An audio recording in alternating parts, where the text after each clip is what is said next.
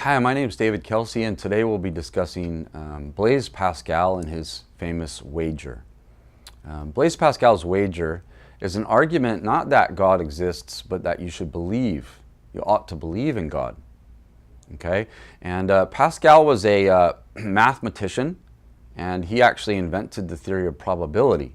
And what Pascal does is he applies the theory of probability, he applies mathematics to argue that you should believe in God. Okay? So Pascal says first that there's no way that we can know for sure whether or not God exists. There's no way to determine this by, for example, science or by, for example, argument, right? There's lots of arguments out there, but they all seem to be a bit, at least somewhat questionable, right? But he says that we can use probability and decision theory as a guide to help us decide whether or not we should believe in God. So decision theory is basically a guide to making choices and decisions when you're not sure what the result of those choices and decisions will be. And what decision theory tells us is that in those moments when we're not sure how our choices will result, in those moments, what we should choose is we should take the course of action, we should make the choice that has the greatest expected utility, right? And of course, what Pascal argues is that when it comes to choosing to believe in God, the choice that has the greatest expected utility is belief, right? Being the theist. Now, what is expected utility, you're probably wondering. Expected utility, the way to think about it most simply, I think, is if you were to make a choice over and over, many, many times, it would be kind of the numerical value that captured the average gain or loss per the whole of those choices, right? So say, for example, if I was to take a game of chance and make a bet over and over. Say that I made that bet, I made that choice 100 times. And over the course of that 100 times, in the end, I won $100, right?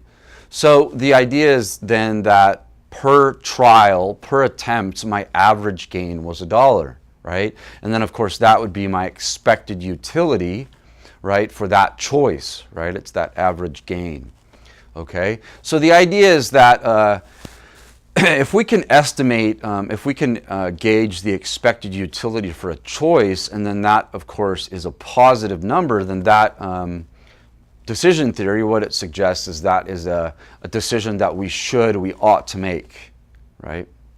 Okay. Now, applying this kind of idea to a choice in belief in God, we can try to gauge expected utility for belief in God, right? So, of course, Pascal thinks that because we cannot know whether God exists or not, we can try to estimate the payoffs if he does end up existing, right? So consider, for example, the payoff if we do end up believing in God, right? According to Christianity, according to Islam and Judaism, if we end up believing in God and God ends up existing, the payoff there is heaven. It's eternal happiness, right? And then, of course, on the reverse of it, if we are a non-believer, so say the kind of major religions, if we're a non-believer and God ends up existing, the payoff is eternal damnation, right? It's the other place, right? So we have these kind of estimates, these guesses at what our payoffs will be. So then what we can do is try to gauge expected utility based upon those values, right? So next, what Pascal says was, well, look, imagine that God doesn't exist, and imagine that we are a believer, right? Pascal says, we're really not going to lose anything in that case as a believer. So as we see, Pascal thinks that if you're a believer of God and God exists, you get eternal happiness or heaven. And so the payoff of belief is infinite happiness. So what Pascal thinks is that the expected utility of belief is positive infinity. So the next point Pascal makes is that regarding the probability of God's existence. What Pascal says quite simply is that because we're unsure whether or not God exists, the probability of God's existence has to be greater than 0. And to further support this, if you just think about the sheer number of theists in the world today, it quite simply suggests that the probability for God's existence not only is greater than 0, but may in fact be greater than the probability of God's non-existence, right? The next point I'm going to make is regarding the expected utility for disbelief or non-belief in God's existence. Pascal actually argues that this value is negative infinity, because if you are a non-believer and God ends up existing, you get eternal damnation, right? And so this is a kind of infinite punishment.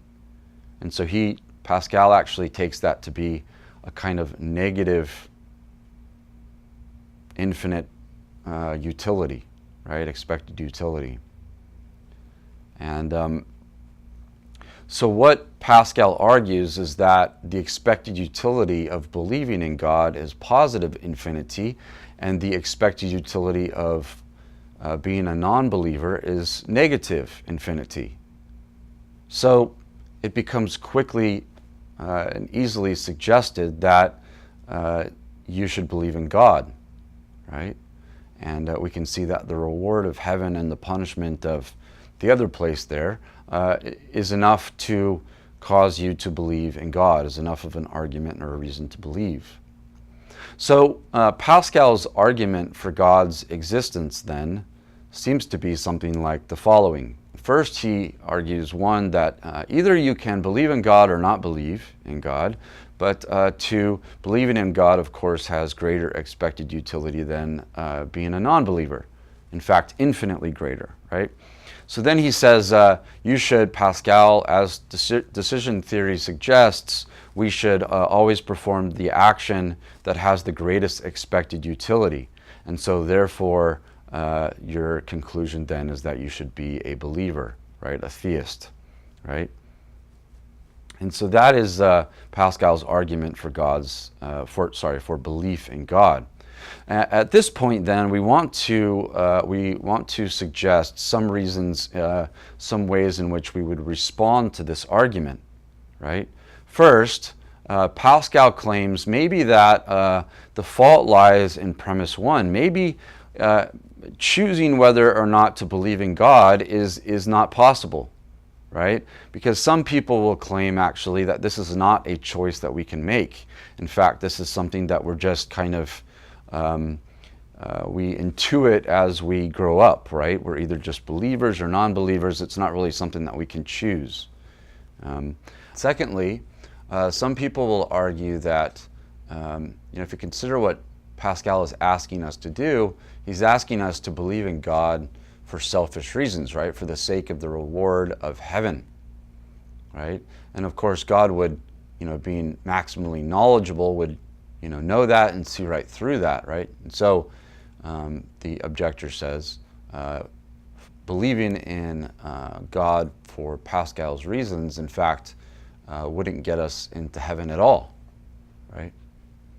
Now, what Pascal says in response to this kind of objection is that once one has accepted that the best bet is belief in God, then and one begins to go to church, to read scripture and so on, then one will become a true believer, someone who believes in God out of love, right? And then, of course, at that point, God would still reward us with that eternal happiness. Okay. The next possible response to Pascal's wager is that it is a kind of false dilemma. The objector here argues that Pascal's choice, the choice that he's making offering up to us to either believe in God or not believe in God is a kind of false choice, because there isn't just sort of God to believe in, but there are religions to believe in. For example, I could believe in the Catholic God or the Jewish God or the Muslim God or the Greek pantheon of gods, right? And so Pascal has kind of offered us a false dilemma here, and so his argument doesn't really present itself as a true choice, right? Instead, it's a choice that's much more complex and complicated than he speaks of.